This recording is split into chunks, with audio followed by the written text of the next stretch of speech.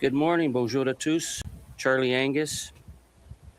This past week, the ambassador of a foreign country, Pete Hoekstra, publicly stated that Canada's sovereignty would be a great discussion in the upcoming trade negotiations with the Trump administration. Mr. Hoekstra reveals his contempt for Canada, our history, our values, but it also signals an escalating level of foreign interference and intimidation from the Washington regime, and we must take these threats very seriously. I am particularly concerned about attempts to destabilize our nation by promoting the Alberta Separatist cause. We have seen an explosion of online foreign actors spreading disinformation and hate about Canada and Alberta. This pattern of fake pages and offshore bot farms to stoke division is right out of the Brexit playbook. I was on the Parliamentary Committee on Foreign Online Interference following the Cambridge Analytica scandal. I participated in the international hearings of electoral interference in London and then in Washington.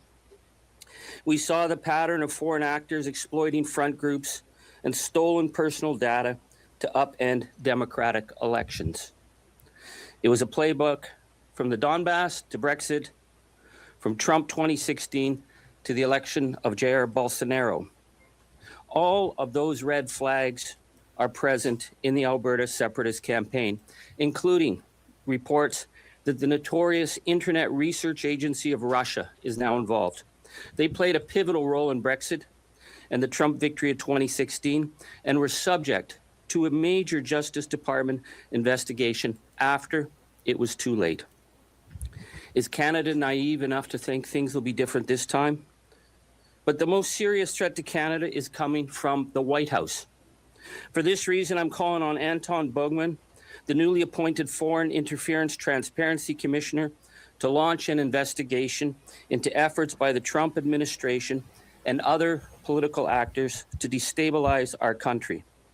Specifically, I am asking him to investigate allegations that there were a series of meetings held between top State Department officials and a small group of Alberta separatists.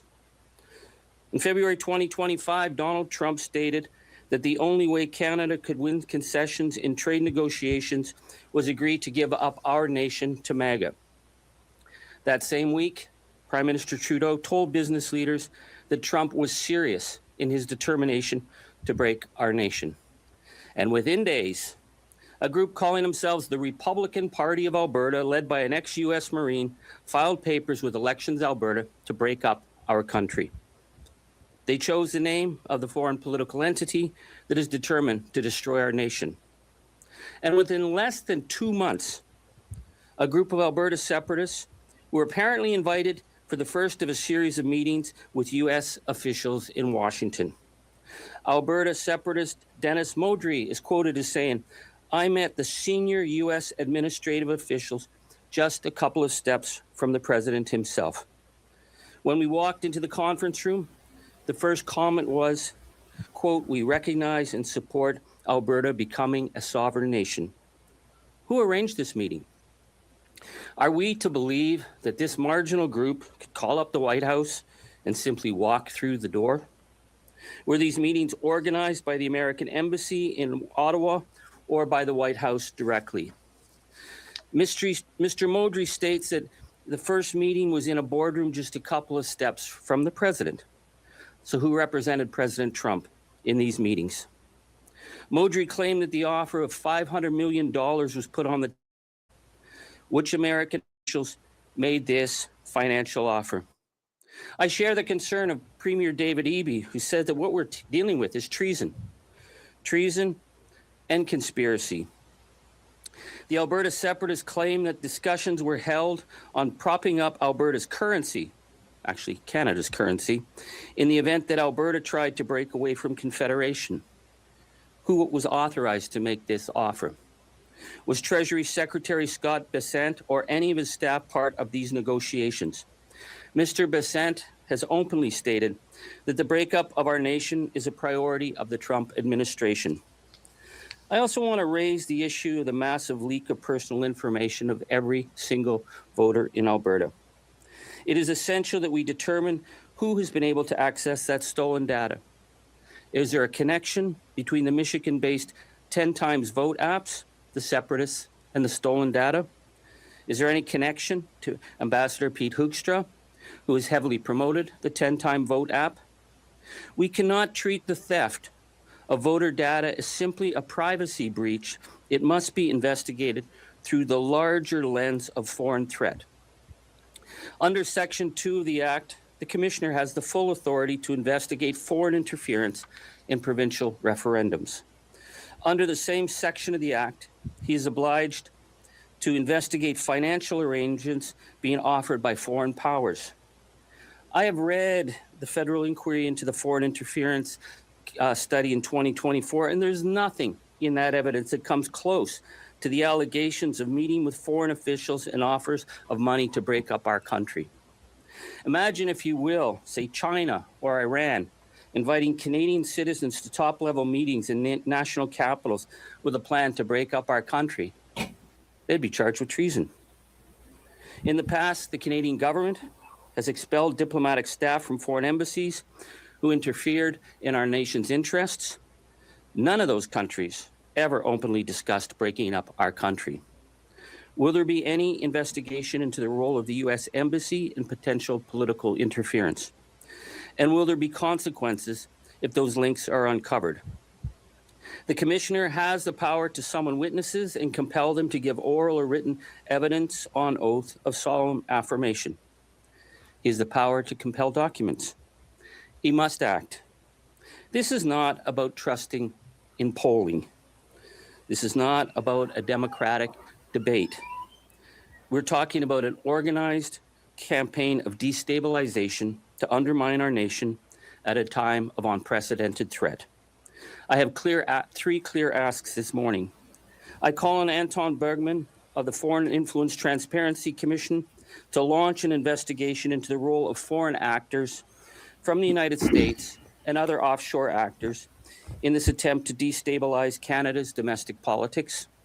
Secondly, I urge Minister Anita Anand to call in Ambassador Pete Hoekstra and demand an explanation into his interference in our country's affairs.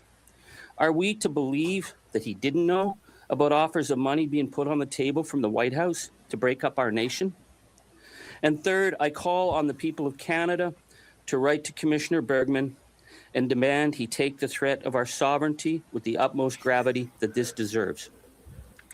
This is our country, and we are under threat as never before. Every Canadian has a stake in the outcome of this investigation. Our sovereignty is at stake here.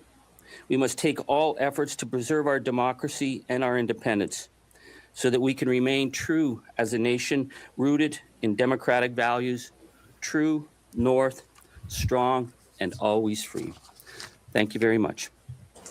You're asking for Anita Anand to meet with the U.S. ambassador. What exactly would be the raison d'etre for that kind of meeting? What's the paper trail or financial evidence that you've seen? Well, we need to understand, first of all, Mr. Modry's comments about $500 million being put on a table in a meeting in Washington. Did that happen or did that not? If that happened, who made that offer? Secondly, with Mr. Pete Hoekstra, I think his statement that discussing our sovereignty would be good discussion is interference, and it's unacceptable interference, and he needs to explain himself. Do you believe that, or have you seen evidence, however, of American money in Alberta or even Quebec's independence movements? What we have seen is obviously now a rising number of offshore bots, fake sites, fake accounts. The report that the Internet Research Agency of Russia, that's as serious as it gets. These were the main players in Brexit. These were the main players in all of the European attempts to upend elections. So we already are seeing the foreign interference bots, but the allegations that money was offered, whether it's been put forward or not, remains a very serious concern, because it is that raises a clear question of what extent is the United States willing to go to break up our country. Do you see any organics reasons as to why some people in Alberta feel this sentiment overall, besides the allegations of foreign interference? Do you see that there's any native-born Alberta independence movement that is worth considering? I've spent a lot of time in Alberta. My wife's an Albertan. My father-in-law worked in the oil patch. I love the people of Alberta. What I really resent are people trying to break up our country and trying to divide each other from one another. That's what I resent. And I believe that the people of Alberta are not being allowed their voice. We've seen Daniel Smith ignore the Forever Canada petition that should have been heard, and it wasn't heard.